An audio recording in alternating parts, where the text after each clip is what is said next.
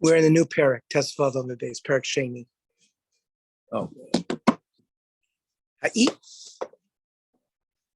shenis armala o shenis garsha. Where are you? Tesvav? Tesvav on the base. Oh, right. Parak Sheni. Yeah, exactly. Ha'isha shenis armala o shenis garsha. Woman became a widow or was divorced. And she wants, normally the ksuba was paid out to the widow, was paid out to a woman when either she became a widow or she was divorced. Right. Okay. So she comes to Bezdin. He omeres psul nasasani. And she claims I was a basula. Remember, we know there's a difference in what the ksuba was monetarily. 200 zuz if you were a basula, 100 zuz if you were a ba'ula. Means if you had previously been married, so you were only worth 100. So she obviously wants the higher amount. She claims I was a basula. B'hu omer lo ki ella almana. There's a dispute. We've been dealing all along in this parak with disputes. She claims I'm a basula. I'm not a basula. Right. She claims I was. Everything has been these claims. And who do we believe? Who do we not believe? And the husband says, "No, you were not a basula. I only owe you 100." And now, obviously, what's going on? There's no ksuba. The ksuba got burnt. Oh. The ksuba will say, right. basula mona masayim. The basula will define, but they don't have the basula. And so, in yesh edim, sheyatsa behinuma, the Gemara will tell us what that is. A hinuma is a Greek word that some say it refers to a certain song that was sung. Oh. That was only sung if she was a psula. Oh. So if they're aiding that they sang that song, others say something that she wore, and Verosho Parua, she did not cover her hair. Rashi says, Sarah al Ksefa, her hair was on her shoulders. Oh, okay. Mi beis avin le beis achasuna, from her father's house to the wedding place. They give testimony like that. Ksubasa Musayim, that's the proof that she was a basula, and then she gets 200. They used to give out parched kernels of wheat if there was a basula, because she was a kala. To throw at them, or what did they do with the parched kernels? Think about the rice. For the rice. Okay, but here there was parched kernels of wheat that they threw. And Rashi says, they gave it to kids. It was like corn nuts. All right. Kishashi boiling lochim, it's the stalks are moist. Then miyavshinosom betanu, they would dry them in an oven. Vehen kloyos, they become parched. Umetukin lo'olim, and they remain sweet. It keeps them sweet. Now, umoid Rabbi Yeshua. Now, all along, Rabbi Yeshua was arguing with Rabbi Gamliel, right? Rabbi Gamliel would say we believe her, and Rabbi Yeshua says we don't believe her. Here, Rabbi Yeshua admits, but oimer lechavero, sada zu shel avicha haisa, ulekachtiha imenu. This is another dispute.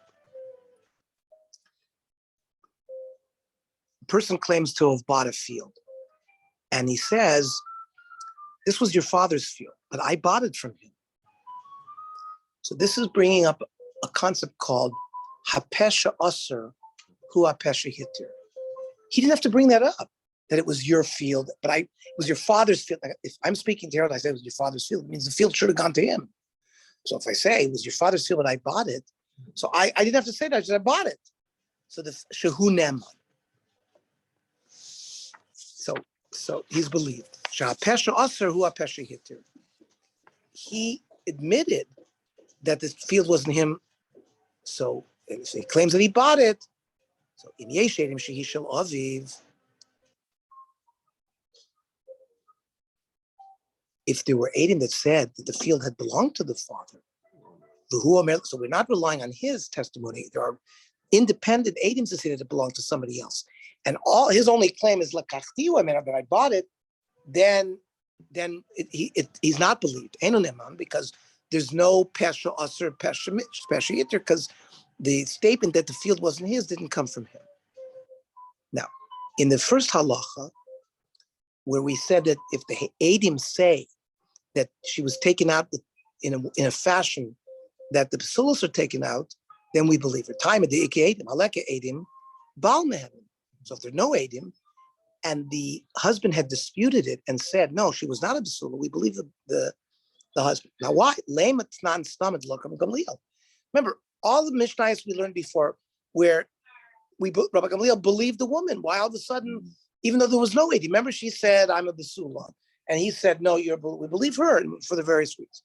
The Rabbi Gamliel, all along, Rabbi Gamliel was saying we believe her. Or so we could say our mission is also Filatem Rabbi Gamliel. Ad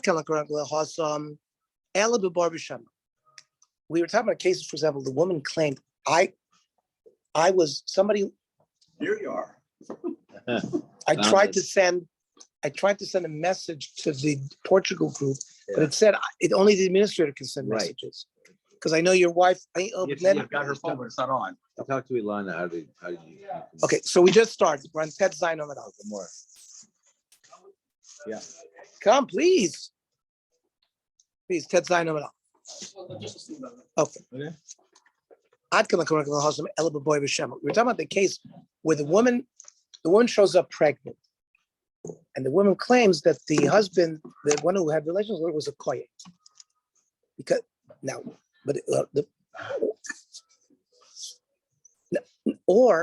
so Rabbi Gamliel says we believe her. Rabbi Yoshua said we don't, and therefore the father could be a goy or a mamzer.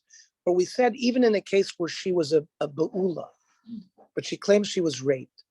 But we asked her, was it a kosher Jew? And she says yes. So Rabbi Gamliel said we believe her. Because Rabbi Yoshua, we don't believe her. Now, if a goy had slept with her, or a mamzer had slept with her, so that woman could not marry a kohen anymore. Rabbi Gamliel believing her, she can marry a kohen. But that was a claim, says the Gemara. She said for sure, Bori, I know for sure that I slept with a kohen or other kosher Jew. The husband doesn't know. So it's a taina of Bori versus Shema. Bori means a strong claim. The other claim is I don't know, but I could challenge it. So maybe it didn't happen. So there, Rabbi Gamliel believes the Bori versus the Shema. Here they both claim they come with equal claims. It was a mitzvah that happened. They got married. She claims she was a basula. He claims she was not a basula. So it's not Bori for Shema. It's Bori for Bori. So there, even Rabbi Gamliel might not believe her. They're lower.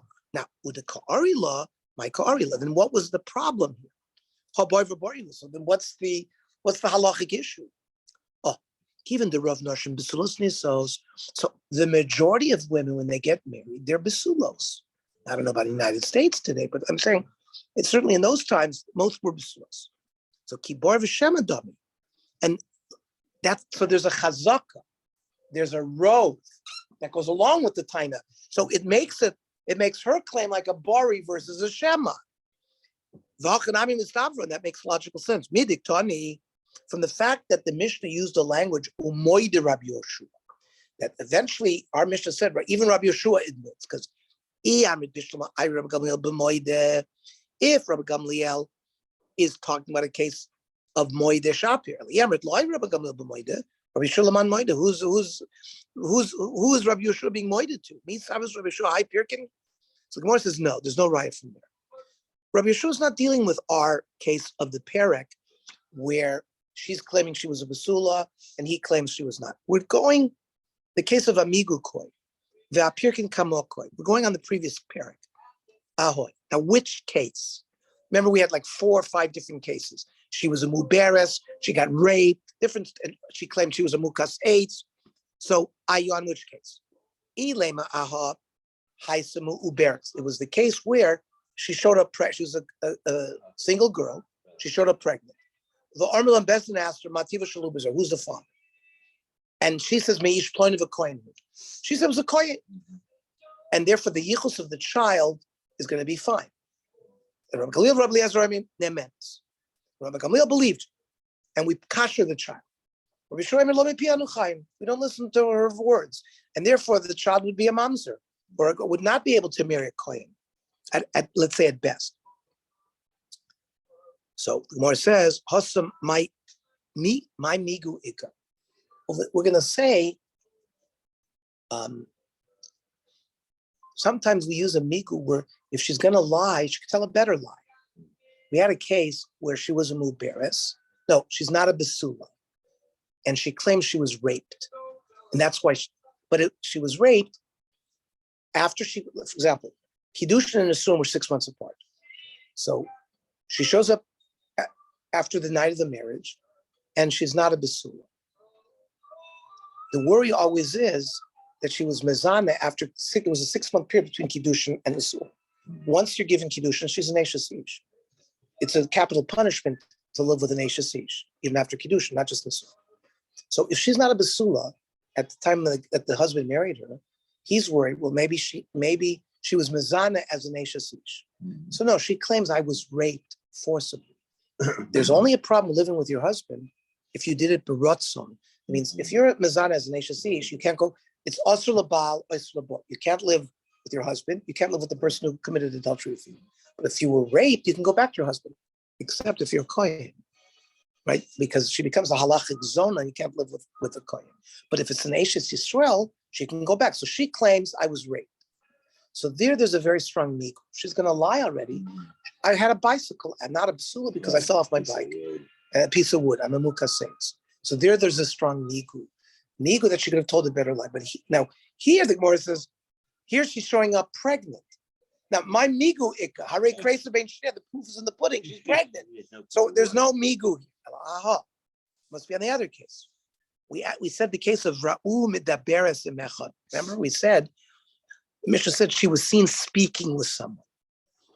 And we explained, what does that mean? It means there was a machlokas what that meant. One shot was she was sequestered alone in a room with someone. We don't know what happened in that. Who was that man that you went into the room alone with? Each point of a coin. He was a kosher, you eat even a coin. They believe it. Rabbi Shomer lo mepianu chai. So there also has some my migu ikka. What kind of migu is there? There's a migu because if we say midaberes means they only went into a room alone. Migu, the iboy amra lo nivalti, the karma nivalti, because if she wants, she could have said, I didn't have relations at all. And here she's saying I had relations, but it was with a kosher person. So in that case, since there's a migu, because of the way they learn midameres means nistera, and she didn't have to admit that she slept with someone. So by admitting, it's again a strong migu because she's going to tell a lie. She didn't have to say that. That's why mehemna. That's why she's believed. El Ravasi do Omar my midaberes niveles. There was machlokas. What does midaberes mean? Does it mean that people saw her go into a room alone with a man, or did people actually see them having relations? So according to the Ravasi who says we saw him have relations, my miku ikka, what can she come up with? There's 8 that saw her have relations. Ella aho. We're talking about the third case. After marriage, she's found not to be a basula. And he omeres mukatz esani. That, you know why I'm not a basula? Because I was hit by a piece of wood there. V'hu omer lo ki ela drusa sisha. No, a man slept with you. That's the debate between the husband and the wife. Rabbi Galil, Rabbi Lezer, Rabbi Nemenis. Rabbi Galil believed the woman. Rabbi Shua, Amir Lo Mipianacha, we don't believe. Now, Hasum my migu ikka. The Gemara is saying, what's the migu there? Bishamal Rabbi Lezer to Amir B'mana V'lo Klum. There was a debate there. What are they fighting? Are they fighting between 200 and 100? I.e., 200 was she is a complete basula, 100 if she was a bu'ula, or she's admitting that she was a basula, she's admitting that she was a bu'ula, and he's claiming, and I didn't know you were a bu'ula, therefore it's a mekach tovus. It's like going into a diamond buying, thinking that it's a diamond, it's a zircon, and therefore you can reverse the whole marriage as mekach tovus. According to Rabbi Lazar, who says b'mana v'lo klum, migu de iboy omer mukas eitzani tachtach. By her saying, I'm a mukaseit. Now, mukaseit, you didn't sleep with a man, so your value would still be 200. The Islam Messiah, the Ka'amr Mikara, the Leslie Lamona, and he claims, no, you were not a basula from before, and I only want to pay you a mana. So in that case, since there's a migu mehem, El Rabbi Yochanan, Dabar b'Masai mana, that the debate is between 200 and 100. My migu ikka, there's no migu. Ela aho. I'll show you where the migu is. No says the isha lo matzla besulim. They get married.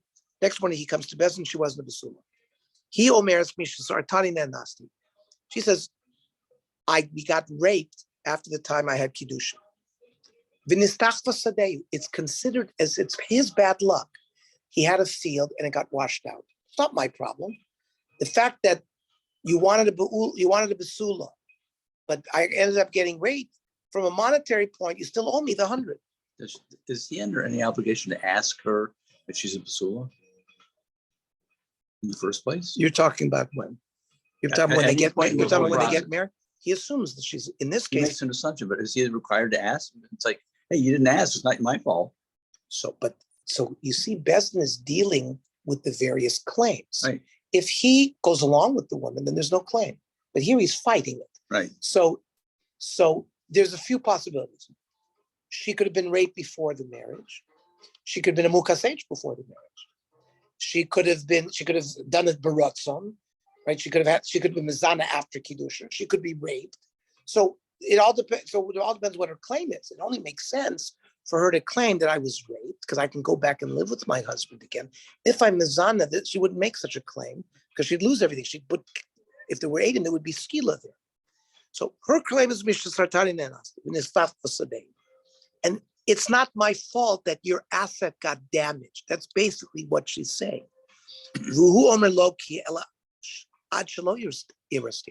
He wants to say, no, you were not a besula before I married, and I expected you to be a besula.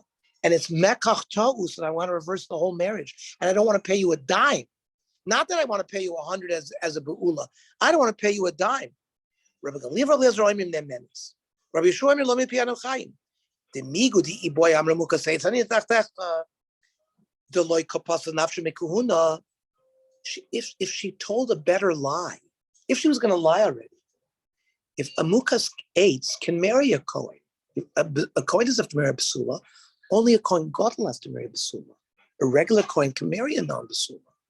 So if she was a mukas eitz, she doesn't passel herself from marrying a kohen. But if she's raped after she was given kiddushin, she's a halachic zona. Again, let's get out of our minds the colloquial word zona, which means a prostitute. That's not when it says in Parshas Emor, almana v'chalav zona lo yikach. A zona means someone who was nival be'isser. Whether it's somebody who had relations in some type of isser. An Ammoni slept with her, a Mitzri slept with her, a Mamzer slept with her. She becomes a halachic zona, even as a single girl in college. A lot of these issues with Bali Tshuva because we don't know what. So in terms of marrying Kohanim, sometimes it's difficult because maybe the woman is a halachic zona. So here, by claiming she was raped after she was given kiddushin, she can still go back to live with her husband, but she can never marry a kohen. So there's a strong migu here. If she's going to lie, she could tell a better lie. I'm a mukas eitz. It doesn't prevent her from marrying a kohen. But by saying she was raped, maybe only there Rabbi Gamliel believed her. And Rabbi Yeshua says back to Rabbi Gamliel, that there is a strong migu. I agree with you, and I admit to you that even though Rabbi Yeshua normally is arguing with Rabbi Gamliel every step of the way, there he doesn't agree because it's a strong migu. Because Bahu migu da'asam paligne ilavucha. There I will agree with you. But in our case, one migu is not stronger than the other. She wasn't pregnant. And the fact that she's pregnant shows very clearly that she's a be'ula. The pregnancy shows it physically, so it's more of a problem. We're not just relying on her words. We see with our own eyes what's going on. So that's why Rabbi Yeshua is not going in that case. The kivin to Rav Noshim Sulas Nisos. We just said a principle that we rely on Rov, that the majority of women, when they get married, they're basulas. So, kilo asu edim mayavi. Then why do we have to rely on edim? The Mishnah said, if edim come that saw her carried out in a special hinuma, whatever that is, then she can get 200. Why? Why don't we just rely on the principle of Rov and say that Rov women are basulos? Ravina, Now some are widows. The kolanisos psula yesh lo kol. Somebody who gets married to basula, it has wings, meaning people talk about it. The zu hoil the ein la kol. Now this girl who's coming to claim the 200, right? When she was divorced or widowed, and she says, "I'm a basula." How come there's no kol? How come nobody remembers that there was a basula? So that's why it weakens the rov, and you need edim. Israel aruba. The rov that normally halacha would rely on is weakened, and therefore we need eight. And for the Gemara, if it's true that when a woman gets married and she's a basula, everyone knows about it, then kiyosu edim ma'havi. Then if edim come and say they didn't see it, right? Maybe they're. Why should we rely on the edim? Let's rely on the call more than the edim. The majority of women that get married with the psula, it does have a call. The zu hoil ve'en la kol, and since there's no call, the rov is reduced. And the edim that say that she went out with a hinuma is stronger than the call. So the Mishnah said, "Yesha edim sheyatzasa behinuma." Hinuma, we said, either was a song that only they sang that song only for basulos, or she wore a certain article of clothing, or she wore a certain article of clothing. Like a virgin by Madonna? Is that the song? Yeah. Like a virgin. Yeah. Okay. Like So- not Like not the same as. No. Now, why aren't we concerned? Why are this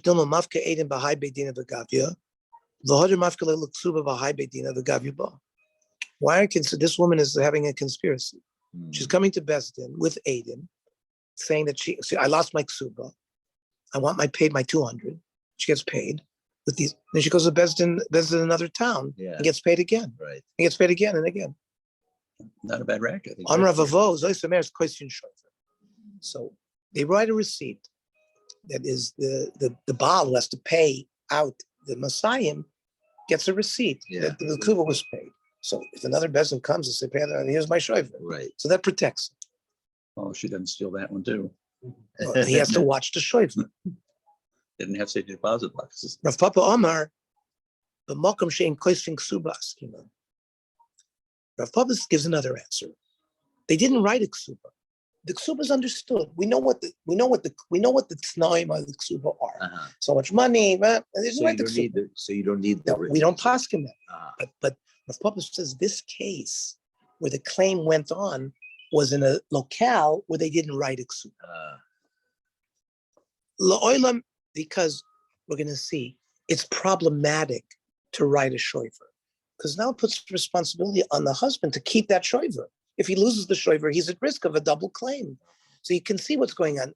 Sometimes the Gemara gives another answer, which is a more suitable answer, because we're going to see throughout Masechet Kesubos, we're going to have this debate: koisvin shofar or ein koisvin shofar. This debate of do we write a receipt or not is based on this issue. Well, why should we all of a sudden subject the husband to have to watch that shofar, and he's at risk otherwise? Does the court ever keep a receipt? It's not on the court to keep it; it's the man that has to give it. But do they ever? So he has to bring it to Bezdin. Bezdin didn't keep records like that. They relied on the individual in places that were koisvin shofar. They relied on the person to keep the shofar. I'm reading Rashi. All of a sudden, we switched the responsibility to the guy because mice would come to eat up the document. Even if you had an IOU, the lender kept the IOU, right? If I borrowed money from Bernie, so I would write a star. I owe Bernie $1,000, and Bernie would keep the star. When it comes time to collect, Bernie would present the star to Best, and so he'd have to hold on to the star. So Bernie has a star on me. Oh, Yavi star bi'achzirani. So he has to bring the star back to me, and I have to tear it up because otherwise he could double collect. It's the same issue. Olo yitoklum. If he doesn't return the ksuba, he can't collect.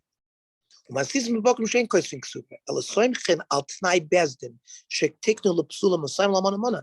don't need a written document. There were places, we know what the din is. It's either 200 for basula, 100 for almon. Now, the lekach, the mechash, the dilma, hadra umafkala. We didn't want, they didn't, those, why did they do such a thing? Not to write the ksuba. We were worried that women would try to double collect on if they had such a document. So no. So Rav Papa answers, because we asked the question, why are we concerned that she could go around and collect from different Beis Din? Because Rav Papa says very simply, it was in a locale that didn't write a ksuba. Not the first answer that they wrote a shoiver and that protected double payment, but no, we didn't have to rely on that. Period. The Ike Demasni law Abaraisa.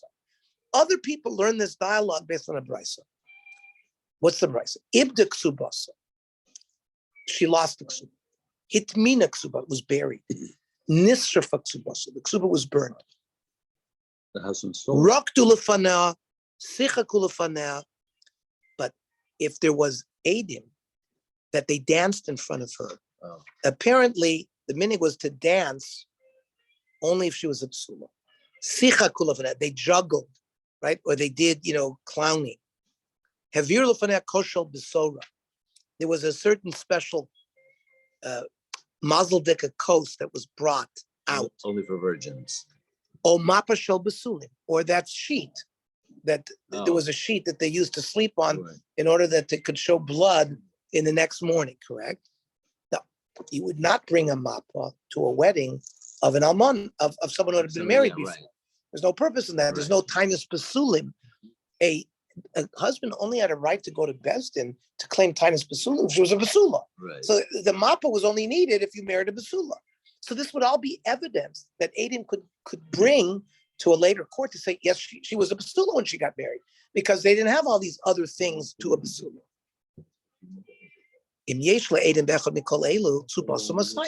So if she has Adim on all of these elements, then she would collect 200. I freaked more of a lechash duma mafka Adim b'hai bedin of agavia. V'hadar mafka l'ksubasu b'hai bedin of agavia bus. So the Gemara asks, if you can rely on Adim testifying on this, she's going to go around to Beis Din after collecting multiple times. The Gemara had a different girsa. One had it based on our Mishnah. One had this dialogue based on the Brisa we just quoted. Nothing new. So I question. We're talking about a place where they didn't write it. Now, how could you answer Rav Papa on this Brisa that we're talking a place where she lost her ksuba? I thought you said we're talking about a place where they didn't write the ksuba. Yeah. How can you say that she lost it? They didn't write it in the first place. So the Kosov La Ihu, they wrote it for her. Means even though the regular minig was not to write it, in that case of the Brisa, she wrote it. They wrote it. So that doesn't answer the problem that she could still take that same document and bring it to multiple Beis Dinim with those Eidim. And for the Gemara, my ibda b'or. There was no ksuba to go to different Beis Dinim. It was lost in a fire. So, frankly, ihachi haynu nisrafa. Prices are very medayik. If it says ibda and it says nisrafa, so it already said nisrafa. Well, you're teaching ibda to mean ibda ba'or. It already says it already nisrafa. The odd, you just said you're in a place where they didn't write a ksuba. Itmina, Mike Lemember. What about if it was buried? Well, obviously they had a ksuba. The su, ibda lamali, and the ibda doesn't even have to be. There's no chiddush any beyond nisrafa in the other cases. When it says it was lost, it's as if it was sort of buried in front of us. The only time we would pay her off is if the Adam said the ksuba was burnt. If the ksuba was burnt, she cannot go from Beis Din to Beis Din. Now, man de masla brisa, the one that says that this dialogue only occurred about the brisa kol sheken masisla, certainly would work on the Mishnah. Man de masla masisla vala brisa lo ki kushi, because of the kushi we asked. Then we said yesh edim.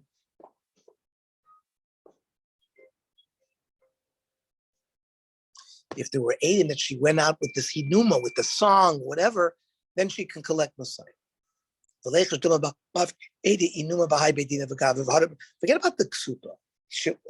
Previously, we talked about she went around with the ksuba itself.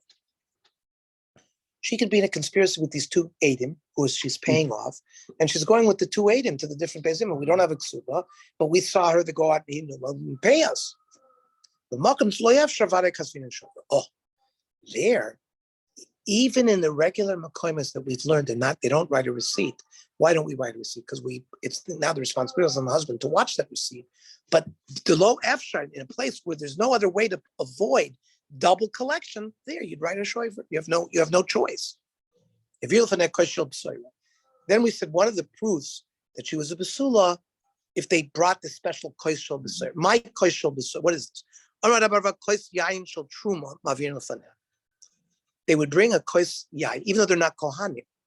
They would bring grapes that were truma or yain that was truma. They would bring that kois kloimar. That this woman would have been able to eat truma. Now that's a false proof right now the Gemara is going to show, because even an amona can eat truma. An amona can marry a regular coin. Like we said, only a coin godel has to marry basula. A regular coin can marry a non-basula. So what kind of proof is that she's a basula? And amona can also eat truma. The illusion was different. Truma is the first. It's like bikurim, right? It's the first of the fruits. It's like a basula is the rashis, is the first. It hasn't been used. So that's the simin that she's a basula. They would bring a barrel of wine, pass in front of her. A basula, they would bring by a sealed barrel. But a be'ula, they brought a barrel that was open for obvious reasons. One's closed, one's open. Amai. Now, why did they do this? Never kame besula. Why not just bring a barrel in front of a besula? The kame be'ula lo never klal, and don't bring a barrel for a besula, for an almon at all, for a non-besula. Because the Gemara answers, Zibna de tafsa Messiah. The Amra Ana Besula Hafoi. She wants 200. She claims I'm a Besula. The Haideloi Abru Kamoi. And you know why they didn't pass it? It's no single day. It was an oinus that they didn't pass it. It was some kind of accident. They didn't have a chodis or something like that. They didn't do it. So there, by bringing an open barrel in front of them, a lot of people will remember it.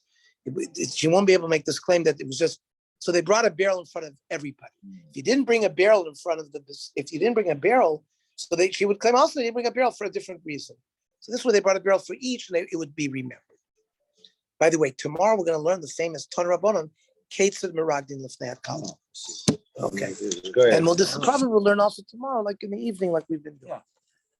Everybody, it's still Shabbos for you, but have a good motzei, a good vach when you learn this Gemara word from Porto, Portugal. Here's Paul Tenenbaum from Columbus, and Bernie, our good friend, and Harold, and our other guest, Mr. Beer. Go ahead.